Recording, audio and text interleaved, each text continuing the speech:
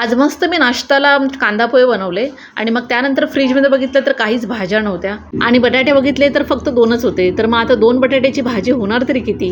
मग विचार केला की कांदा बटाटा करते. ह्या भाजीमध्ये फरक एवढाच आहे की कांदा जो ॲड करते ना मी तो वरून ॲड करते. मग त्यानंतर मी आपले बेसिक मसाले जे आहेत ते ॲड केले, जसं की हळद, लाल तिखट आणि थोडं धने जिरे पूड, नंतर मीठ ॲड करून सगळं मिक्स केलं आणि चांगलं शिजवायला एक साईडला ठेवून दिलं. आता आपली भाजी शिजते तोपर्यंत मी एक साईडला चपाती करायला घेते. तर मला एका ताईने कमेंट केली होती की तुम्ही कणिक कसं मळता आणि कशी चपाती बनवतात, तर आज त्यांच्यासाठीच हा व्हिडिओ आहे. तर मी बघा, मी कणिकनं पूर्ण पातळ पण असं मळत नाही आणि पूर्ण घट्ट पण ठेवत नाही आणि ना चांगलं त्याला ना 5-10 मिनटं असं एकत्र करून ना खूप चांगल्या प्रकारे असे मळून घेते मी.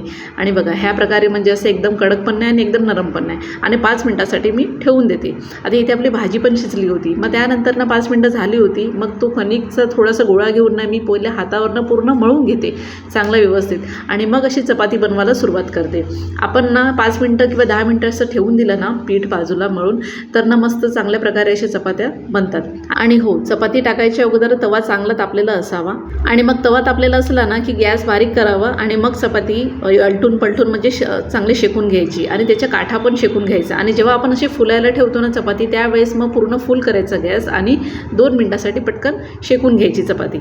आणि माझं कसं आहे ना, मी चपाती करताना ना माझे हात बिझीच असतात. मी ना 2 मिनटं पण असे हात असे मोकळे ठेवत नाही. मला अशी घाई आहे चपातीमध्ये म्हणून.